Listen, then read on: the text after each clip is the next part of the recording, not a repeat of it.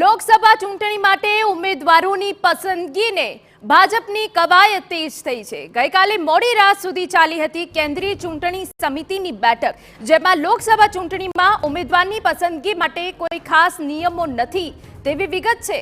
ભાજપ માત્ર જીતના ક્રાઇટેરિયા પર જ કામ કરશે તેવી સૂત્ર પાસેથી વિગતો મળી રહી છે।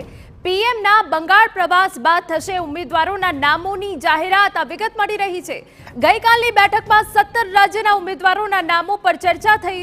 ગુજરાતની પણ 26 લોકસભા બેઠકો માટે ચર્ચા થઈ હોવાની વિગત છે। ગુજરાતના ઉમેદવારોના નામોની પણ જાહેરાત બાકી છે। ગુજરાતમાં ઉત્તર ગુજરાતના નામોને લઈને પેચ ફસાયો હોવાની પણ સૂત્ર પાસેથી વિગતો છે।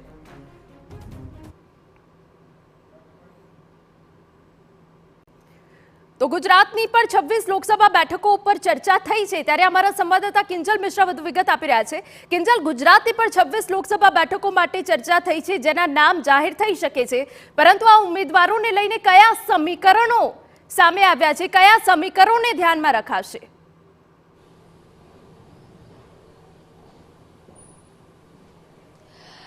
जी देखो, जो क्राइटेरिया है स्वाभाविक रीते लोकसभा है और लोकसभा अंदर स्पेसिफिक कोई क्राइटेरिया नहीं आपवामां आव्यो।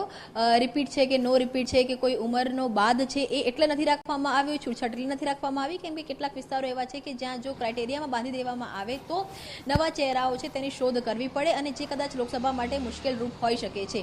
जो गुजरातनी ज वात करीए तो धारो के जो 3 टर्म के 4 टर्मनो क्राइटेरिया आवे तो भरूचमांथी मनसुख वसावानी बादबाकी थई जाए, परंतु जे वर्तमान परिस्थिति छे तेमां मनसुख वसावा चूंटणी लड़े तो ज भाजप जीती शके ते प्रकारनी परिस्थिति छे।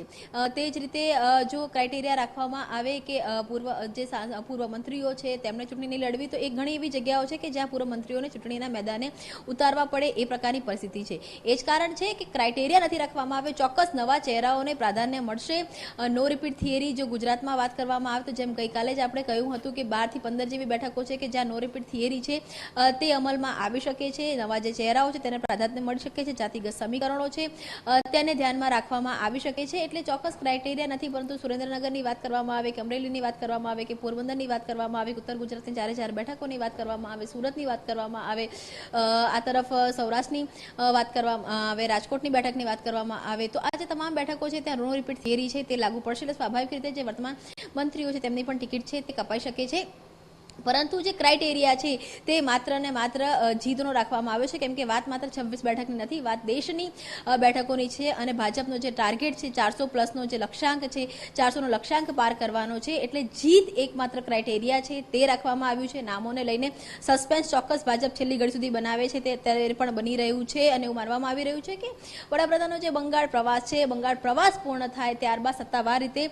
भाजप द्वारा प्रेस कॉन्फरन्स छे ते दिल्ही खाते योजवामां आवशे अने ए प्रेस कॉन्फरन्सनी अंदर जे प्रथम यादी छे तेना नाम जाहिर करवामां आवशे के जेमां वडाप्रधाननुं पण नाम हशे, जेमां केन्द्रीय गृहमंत्री अमित शाहનું પણ નામ હશે, જેમાં મનસુખ માંડવિયાનું નામ હશે, જેમાં રાજનાથસિંહનું નામ હશે। તે જ રીતે જે વર્તમાન જે કેન્દ્ર સરકારની જે કેબિનેટ છે, કેન્દ્રીય જે કેબિનેટ છે, રાજ્યના મંત્રીઓ છે કે જેમને રિપીટ કરવાના છે એ તમામ નામ લગભગ પહેલી યાદીમાં હશે, જેમાં ગુજરાતના પણ 12 થી 15 નામોની યાદી જાહેર થાય તેવી પૂરેપૂરી શક્યતા છે। પરંતુ જે પરંપરા ભાજપની રહી છે કે ભાજપ હંમેશા પોતાની જે પહેલી યાદી છે તેમાં પ્રેસ કોન્ફરન્સ કરતું હોય છે, નામોની જાહેરાત કરતું હોય છે, સમીકરણ સમજાવતું હોય છે, તો તે જે પરંપરાને यथावत राखवामां आवे अने आज मोडी सांजे अथवा आवतीकाले वडाप्रधाननो जे प्रवास छे बंगाळ प्रवास पूर्ण थाय त्यारबाद प्रेस कॉन्फरन्स थाय तेवुं हालमां लागी रह्युं छे। बिल्कुल साथे किंचल एवी पण विगतो छे के उत्तर गुजरातना नामोने लईने पण पेज फसायो हतो, सूत्र पासेथी आवी विगत छे। उत्तर गुजरातनी कई बेठको पर कोकळुं गुंजवायुं होवानी विगत।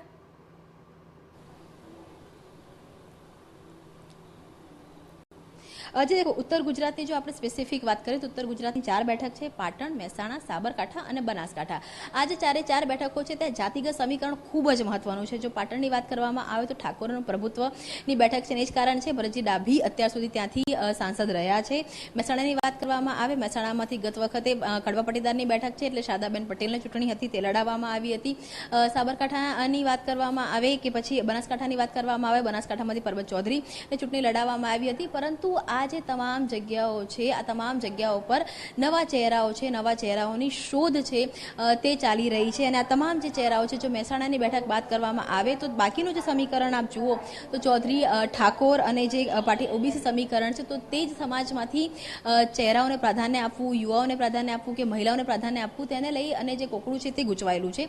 ખાસ કરીને આ વખતે જ્યારે નિરીક્ષકોને પહોંચાડવામાં આવ્યા ત્યારે એક જે 4 બેઠકો પર જે વિડંબણા થઈ તે એ પણ થઈ કે 4 બેઠકો ઉપર વર્તમાન સાંસદ હતા તેમના જ નામની સેન્સ હતી તે પહોંચી હતી. હાલાકે જે પેનલ બનવામાં આવી હતી તેમાં 5 થી 15 નામ હતા, પરંતુ જે અત્યારે સમાચાર મળી રહ્યા છે તે પ્રમાણે કે કોર કમિટીમાં પણ આ જે પેનલના નામ હતા તેના સિવાયના અન્ય નામો હતા તે માંગવામાં આવ્યા હતા 4 બેઠકો ઉપર. અને પાર્લામેન્ટરી બોર્ડમાં પણ જે નામ હતા તે નામ ઉપર સંતોષ નહોતો, એટલે બીજા નામો છે તેની અત્યારે શોધ ચાલી રહી છે. એટલે એવું માનવામાં પણ આવી રહ્યું છે કે કદાચ જે પહેલી યાદી જાહેર થાય એમાં જો ગુજરાતના નામ હોય તો ઉત્તર ગુજરાતના નામોની બાદબાકી પહેલી યાદીમાં થઈ શકે છે. આ નામો માટે હજુ ફરી એકવાર ચર્ચા છે તે થઈ શકે છે.